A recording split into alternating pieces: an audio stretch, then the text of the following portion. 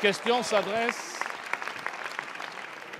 s'adresse à Monsieur le Premier ministre. Monsieur le Premier ministre, semaine après semaine, les prix des carburants à la pompe, mais aussi celui du fioul, battent des records à la hausse dans l'indifférence de votre gouvernement qui a clairement fait le choix d'une fiscalité écologique punitive.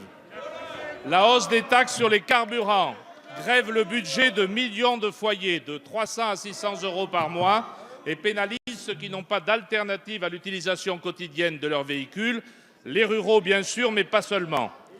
Sous couvert de transition énergétique et de convergence des taxes sur le gasoil et l'essence, on assiste en fait à une véritable fuite en avant qui ne prendra fin qu'en 2022, date à laquelle le prélèvement atteindra 14 milliards d'euros par an et ce sera élevé à plus de 34 milliards d'euros sur la durée du quinquennat, un montant très supérieur à celui des aides octroyées aux ménages pour les accompagner dans cette transition énergétique. La parole, s'il vous plaît. Répondre à ceux qui ont du mal à faire face à ces hausses, qu'ils n'ont qu'à profiter d'une prime à la conversion pour changer de véhicule, n'est pas sérieux. Ce n'est pas sérieux parce que c'est sous-estimer les difficultés que peuvent rencontrer les plus modestes pour investir. Ce n'est pas sérieux et pas suffisant parce que les 250 000 primes attribuées cette année doivent être apportées aux quelques 24 millions de véhicules diesel. Lutter contre le dérèglement climatique est un objectif partagé, mais cela ne suffit pas à justifier le choix que vous avez fait, qui consiste à pénaliser les automobilistes avant d'être en capacité de leur proposer des solutions alternatives, des solutions accessibles à tous. Vous n'avez pas la maîtrise des cours du pétrole, j'en conviens, mais vous avez le pouvoir de moduler les taxes quand le pétrole augmente. Dans un contexte de hausse du baril, persister dans votre projet de hausse des taxes relève de l'aveuglement et de l'obstination, comme lorsqu'il s'est agi d'imposer les 80 km/h. Alors ma question est simple. Allez-vous enfin entendre l'exaspération de nos concitoyens et renoncer à cette hausse des taxes sur les carburants qui met à mal leur pouvoir d'achat? Merci, cher collègue. La parole est à Monsieur François de Rugy, ministre d'État, ministre de la Transition écologique et solidaire.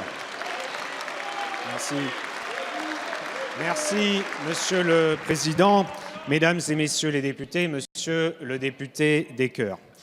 J'ai bien écouté votre question et au-delà de la polémique, je veux vous dire que, évidemment, nous sommes conscients des difficultés des Français pour payer leurs factures de fioul. C'est maintenant qu'on remplit sa cuve de fioul pour l'hiver ou sa facture à la station-service. Après, face à cela, nous avons deux possibilités. Soit nous cédons au court terme, je n'ose dire à la démagogie, mais au court terme, et nous baissons les taxes,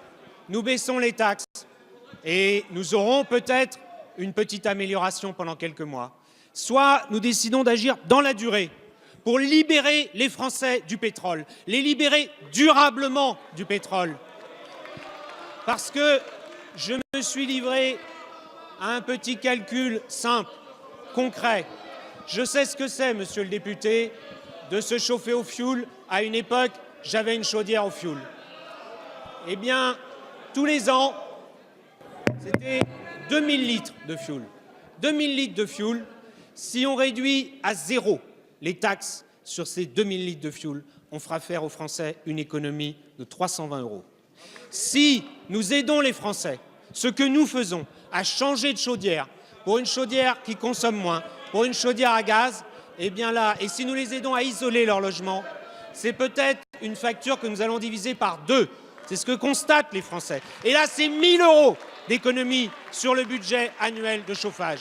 Et c'est ce que nous faisons avec la prime à la conversion pour les véhicules, et c'est ce que nous faisons avec le crédit d'impôt transition écologique, où nous finançons jusqu'à 30% du changement d'une chaudière au fioul pour une chaudière au gaz ou une pompe à chaleur électrique. Voilà le concret pour le pouvoir d'achat des Français dans la durée.